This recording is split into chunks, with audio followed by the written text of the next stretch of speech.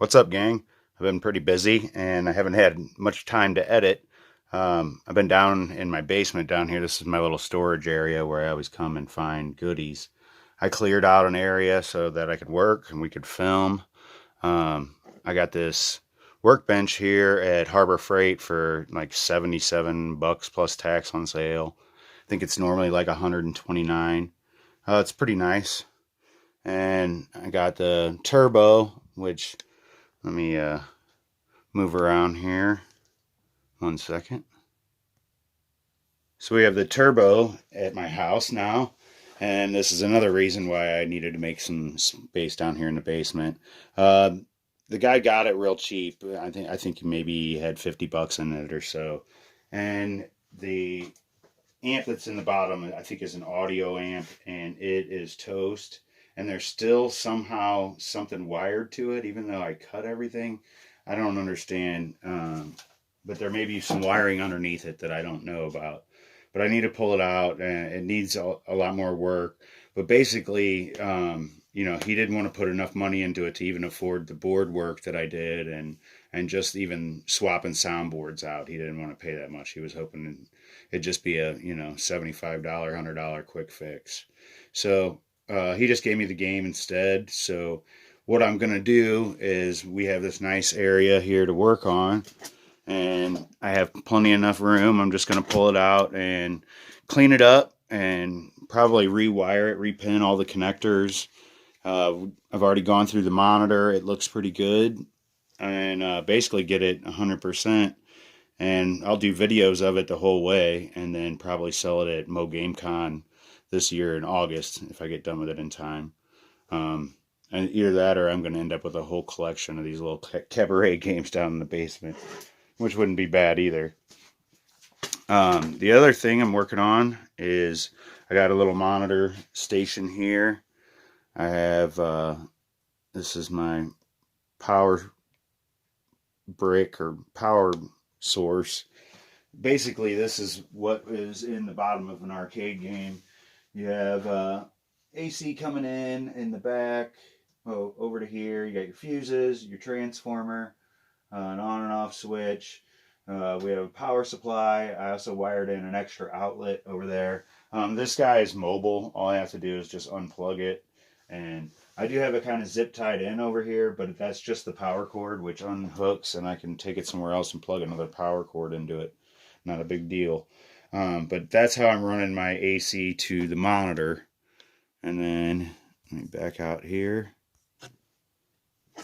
So on my monitor, I have on one of the little rolling carts from Harbor Freight. I got a little area back here. I can spin it around. I have my test pattern generator here. I run power from there to here, which what I want to do is kind of put like a, I don't know, 6 or 9 pin connector on Molex on the end of my power source, and then have different adapters that I can plug in. I guess it wouldn't need to be, it just need to be 3 or 4 anyway, but different adapters that I can plug in, because you always run into different power plugs. So it'd be nice to have just different attachments, and I can swap them around and always use that and leave it at the same. I've been having to rig it a lot, and it kind of sucks. But having this on wheels is really handy. I just pull my chair up, I pull my little stool over here and put my tools on it, and I do my work on it, and then I get everything ready, and then I can just spin it around, and then we hit the power button, and then we check it out and use my adjustment, or use the remote board on these big ones, and try to do what kind of adjusting I can. The only thing I want to do to this still is I want to put something here to hold my tools, maybe that folds out, or even like maybe a server's apron that I can just put like screwdrivers in or whatever I'm using, so I don't lose track of them. We have the pachinko machine. I'm still gonna do a video on that. I have balls down here and everything all ready to go for that. And let's see. Oh, what I'm doing actually today is I'm routing power around. I've been having to cross here, and it screws with working with this monitor, which is actually done. So I'm going to run my cord around this way, and then I'm going to put a power strip in this far corner over here, and then I'm going to run power up there and then over here to this. And I have more plug-ins, but that's just the only one I have in this corner, other than there's this guy up here. I think I can put one in and drop down maybe. I'm not sure where I might be able to come from behind the water heater, but I don't think I need a whole lot all at the same time. One thing I do want to do, I think, is move this off of my workbench and put it over here. I'm thinking maybe down here on this bottom shelf, and then use one of these monitors up here in the top. Maybe not one of those specifically, but I'm going to put a monitor up here on the top and use that for if I want to test boards, if I want to test power supplies, if I want to test things other than monitors, and I'll know I have a good monitor. But I'll need a medium resolution. I'll need a standard resolution. I have a LCD that I picked up at the resale shop for $5. I need to test and see if that works. But I've kind of organized this, and now I'm going to clear it out of there and set it up as kind of a test bench. But I figure here I'll have the power supply. I guess I need to put, not on the bottom shelf, I need to put it on this middle shelf, maybe in the back, and just run the power down, or I'll run the power around because I'm over here. But I want to have the board in front of me, and then probably the power supply and the harness coming here, and then the board here where I can attack it and hit it with the logic probe, or just test the test points, whatever I need to do, clean it. But I can sit a chair there and have a nice little bench there, and I can put some lighting up underneath there too. Just so much. I need so many plugins, and I only have 4. I'll just run some more extension cord from somewhere else in the basement, I guess. But eventually, this little area right here is part of a really big room. It goes way back there. But it's like chest high, deep of boxes. And it all needs to be organized and gone through. A lot of it's from my detail shop, and I'm trying to use some of that stuff. Like, I haven't even cleaned that off, but that's from my detail shop. I left it there because I'm going to use it, and I'm going to kind of use the same system and be like, this is what I need to order. These are, kind of what are on deck, and what's right here. What I need to do as far as the repairs, and in order when I need to get them done. And at the bottom, not who I'm going to pay, but who needs to pay me. So I kind of just left that the way it is, so that I remember that that's what I was going to do with that at the moment. And none of the decorations or anything are staying like this, and none of that stuff's probably going to stay on there on the pegboard. I just got it up there. I have probably 3 times as many more hooks and stuff than I really need. But I'm still, gonna do work at work. I just don't have enough time to do everything that they need me to do, and then have, 4 or 5 hours to dig through three or 4 monitors. Because like this one over here, it's a K7000. Well, I have, a stack of K7000s that I'm working on. So it's nice to just sit there for one period of time and get notes on each one, and maybe you can pull a part off one and to try on another, and you can just get a little bit farther if you don't have everything you need on hand. I can't do that at work. I get an hour and a half, 2 hours. There's a lot of setup time and breakdown time. I never know when they're going to close at night. So there's still a lot of work that I can do there, but I figure the really lengthy stuff I'm going to try to do here, because I have plenty of time at home. I just didn't have a really good spot to do stuff like this. I could solder, and I could work, do cap kits and stuff like that. This is a way, way, way more productive setup. And this has a light on it. It's not very bright. So I'm going to go to Walmart, just like I do the games, and get a good LED fixture. They're I don't know, $8-9 or something like that. I'll wire that in. And I got, this is my new toolbox. I have here, which, as you can probably tell, is a tackle box. It's made by Plano. I think it was like $35 or $40 or something like that.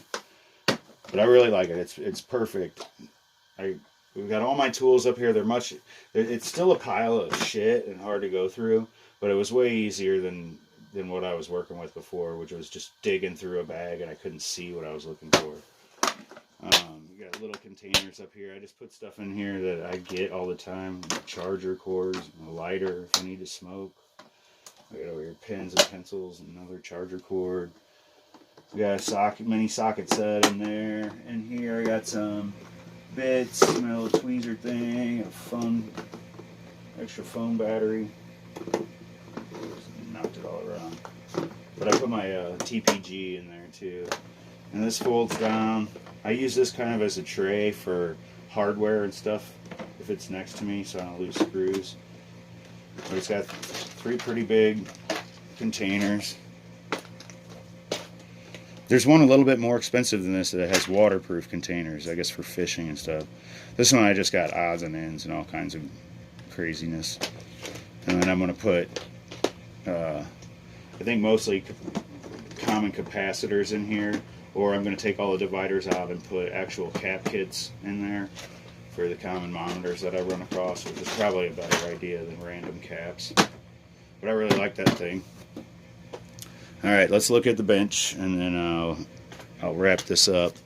And I want to get finished on this room and then started on a turbo and do a parts list on what we need to order. And I need to do some editing. I got some good video for you guys coming up. So I added this up here. Like I said, it was $75. The peg hooks and stuff I think were like $8. This I don't think was for this, but it's a nice hard rubber surface. I throw my toolbox up here without it scratching everything up. I can put, like a 13-inch or 19-inch monitor on here, and I still have plenty of room to write, and I don't have to worry about this hard surface. I am going to do one more strip of this, so it'll actually come out to here, and then I want to put this all the way across the very bottom too. And I don't know why I'm really worried about it's a workbench, but I don't know, I just like to take care of my things. And down here at the bottom, where I have my little bins, I built this thing out of spare lumber at work. We got in all these games, and I've got a lot of video I need to put out for you guys, but a couple of these cubbies, I'm not going to be able to show you, but these little boxes that are here, there was 2 of those that were there was parts of games strapped to them, and they were identical because there was 2 sides, and for shipping they needed them to be the right size. And then these 2 big pieces of MDF, which just happened to be almost the exact same size as the width of the or depth of the workbench.